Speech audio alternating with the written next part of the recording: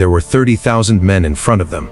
Steel armor covered the field. Noble banners stood so densely they looked like a wall of iron. With a single full, coordinated charge, the 6,000 English would be crushed within a few hours. No way out. No reinforcements, no second mistake, but King Henry V of England did not try to break that wall. He made it collapse by itself. He placed 6,000 men inside a narrow passage between two forests where 30,000 could not spread out. He waited for rain to turn the ground into mud where steel armor became a burden. He forced the French cavalry to surge forward before they were ready. Then he gave the order to fire. The arrows did not need to kill everyone. They only needed to slow them down. When the front slowed, the rear pressed forward. When the rear pressed forward, the formation began to suffocate. When the formation suffocated, 30,000 men stopped being an army. They became a block of metal trapped in mud, and the 6,000 did not fight the whole sea of men. They fought only those pushed to the front exhausted, sinking, unable to maneuver. Agincourt was not a story about the weak winning through luck. It was the moment a king understood this. If you prevent your enemy from using their advantage, the smaller force will never have to fight the larger force head-on. In the autumn of 1415, the 100 Years' War entered a new rhythm. King Henry V of England crossed the sea to France with the ambition of reaffirming his claim to the French throne. After taking Harfleur but suffering heavy losses from disease, he decided to withdraw toward Calais to preserve his remaining strength. On the French side, the nobility saw this as a chance to crush England's exhausted army. Under the direction of Constable Charles d'Albret, the French gathered a large force to block Henry's retreat. The two armies met near the village of Agincourt, on a narrow strip of land wedged between two forests, Tremicourt and Agincourt. From the moment one stood and looked at the terrain, half the outcome had already been decided. Early in the morning on October 25, the air was damp and cold. Rain during the night had turned the ground into a thick sea of mud. On the northern side of the open field, the English formed a line. Their strength was only about 8,000 men, and more than two-thirds were archers using the English longbow, a weapon nearly as tall as its user, capable of piercing armor at close range. Henry V did not deploy a wide formation. He narrowed the front, forcing his army into the tight gap between the two woods. In the center stood the heavy infantry knights and spearmen packed into a dense block. On both flanks were the archers, ordered to plant sharpened wooden stakes angled forward, forming a barrier against cavalry. There was no open space to be surrounded. There was no room for French cavalry to maneuver. To the south, the French army was 2 to 3 times larger. Their ranks stretched out and were divided into 3 lines. The first line included cavalry and heavily armored noble infantry. The second and third lines were reserves, numerous, but crowded.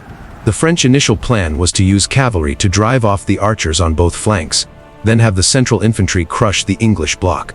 But they stood and waited. That waiting made the mud thicker beneath their feet. Henry V understood clearly that he could not wait long. The English lacked food and disease had not fully passed. He ordered the army forward a few hundred meters, enough to bring the archers into effective range. It was a bold decision. Advancing toward an army many times larger was a gamble. But if he did not force battle, the English would starve. When the distance fell to about 250 meters, the English archers finished planting their stakes and raised their bows. The signal rang out. Thousands of arrows hissed through the damp air. The first wave was not meant to kill immediately, it was meant to create pressure. French horses began to panic. Knights in the front line were forced to move forward to escape the range of the arrows. But they were not charging across dry ground. They were charging into mud. The French cavalry set off in a dense formation, but after only a few dozen meters it began to break apart. Horses slipped and collided.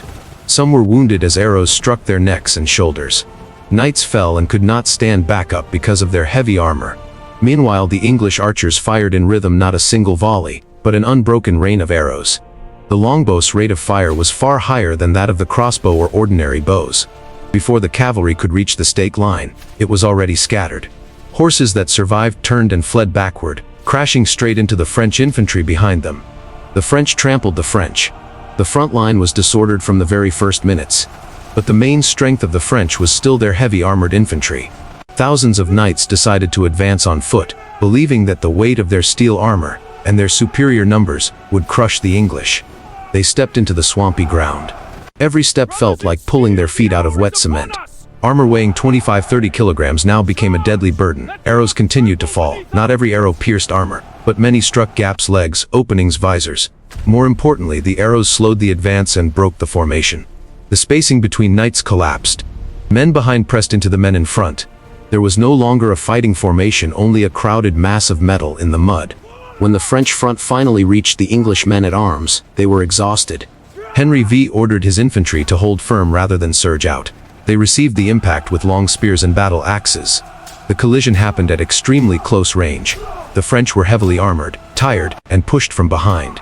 The English were lighter and stood on firmer ground because they had moved less. Each French knight who fell could not stand back up. The men behind stepped on them. Mud and bodies formed a slick layer underfoot. In less than an hour, the French front line was jammed tight, unable to advance, unable to retreat. English archers began to abandon their bows, draw knives and small axes, move around the flanks, and strike into the sides of the trapped infantry mass. This was the true turning moment. A smaller but more mobile force attacked a larger force that had become immobile. The battle was not yet finished, but the balance had tilted.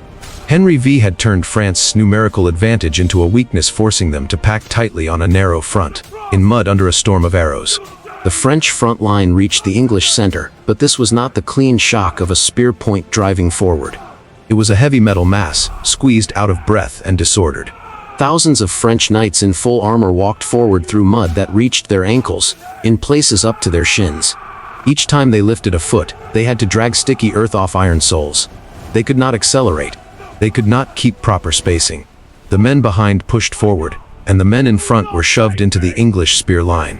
When contact happened, there was no room to swing swords in wide arcs. There was no space for the classic knightly duel.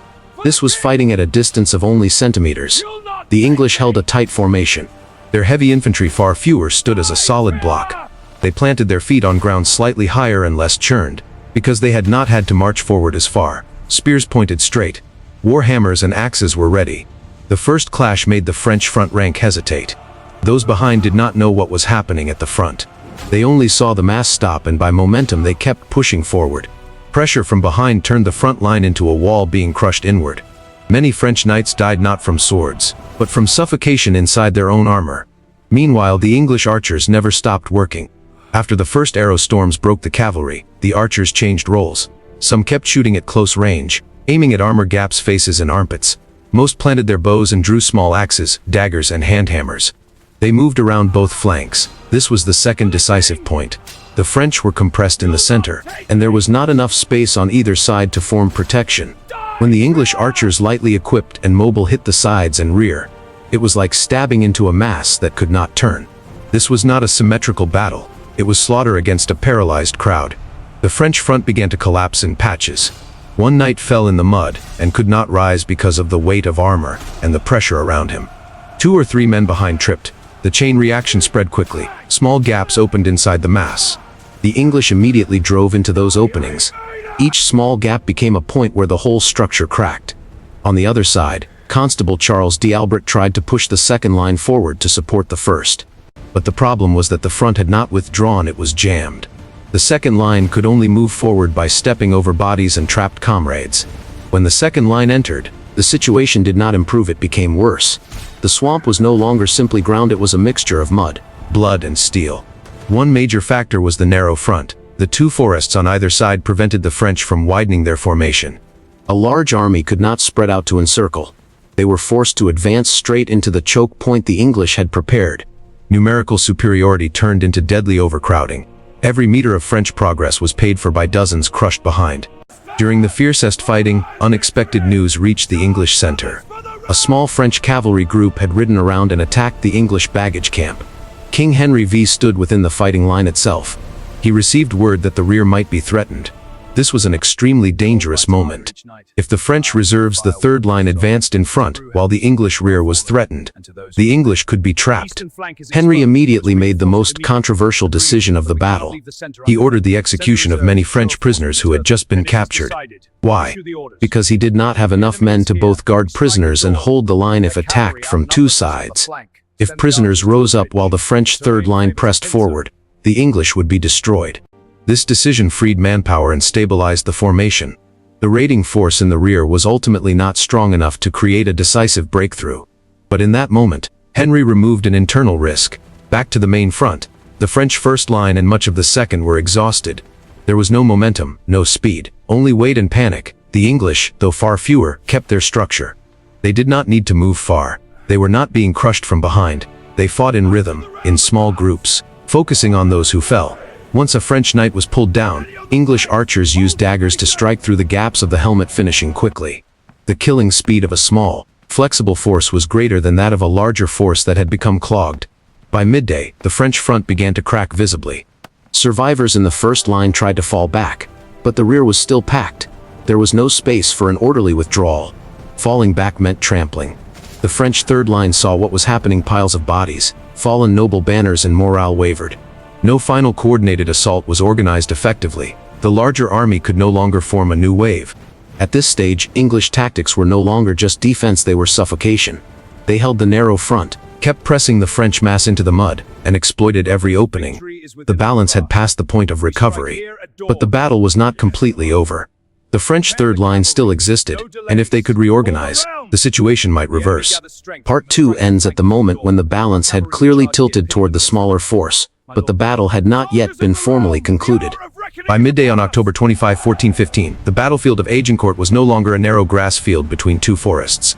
It had become a choking corridor, covered with bodies, horses, steel armor, and mud mixed with blood. The French first line and much of the second had been crushed in a space only a few hundred meters wide. But behind them, the third line still held thousands, mostly nobles and reserves who had not fought yet. In theory, they still had enough numbers to launch a new attack. In reality, they did not. The first problem was that the terrain was completely destroyed. Ground that had already been soft from rain was now churned by thousands of feet, hooves, and falling bodies. The mud was no longer a surface, it was a thick, slick, sinking mass. To move forward, the French third line had to step over their own comrades. Not scattered corpses, but a wall of men piled upon men. Knights who had fallen in the front could not stand up. Those behind stepped on them. Many died with crushed chests. The third line saw that. They saw leading noble banners down. They saw Constable Charles d'Albret dead amid the crushed crowd. There was no unified command anymore. The English did not expand their formation. They kept the front narrow between the woods. This was the key tactical factor. A smaller army must never spread itself thin. They maintained a choke point, forcing the French to enter in small waves, unable to use their full numbers at once. Throughout the battle, the number of French who could physically reach the English line at one time never exceeded a few thousand. The rest were reserves behind, useless because there was no space. English archers continued to play the decisive role. When arrow fire was no longer as necessary as at the start, they shifted fully to close combat. Their lighter equipment let them move along the edges of the battlefield where the mud was less churned. They struck the flanks and rear of French groups trying to reorganize. There was no time for the French to rebuild formation. Any attempt to gather was broken immediately by small but constant raids. This was attrition, not one single decisive blow, but hundreds of short stabs into a crowd losing direction. Another crucial factor was endurance. The English, though fewer, had stood mostly in place. They moved under control and were not forced to run through deep mud for hundreds of meters. The French were different.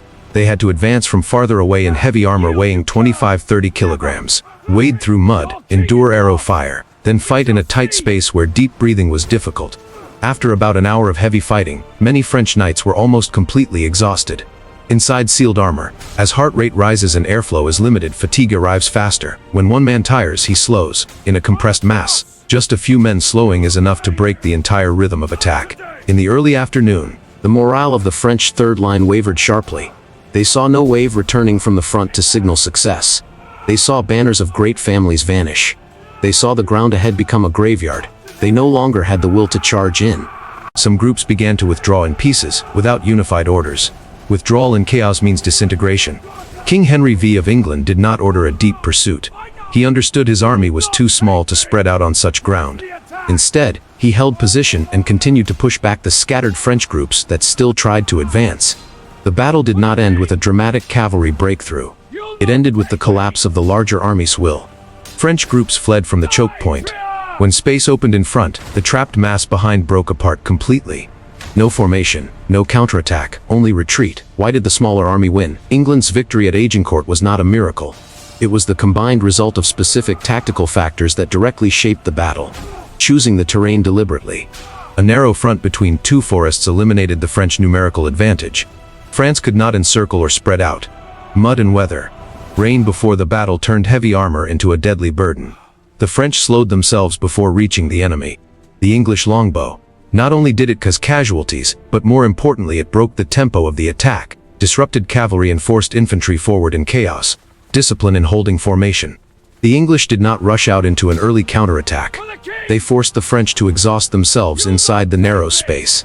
Mobility of the archers. When they shifted to close combat, they became an extremely effective force striking from the flanks. Tactical congestion of a larger army. France could not bring its full numbers into action at once. Most troops behind had no practical effect during the decisive hours. When the sun fell low, the battlefield was filled with dead French nobles. Thousands were killed or captured. English losses were far lower. Agincourt was not just a victory, it proved that in medieval warfare, terrain, organization, and tempo could turn a numerical advantage into a burden.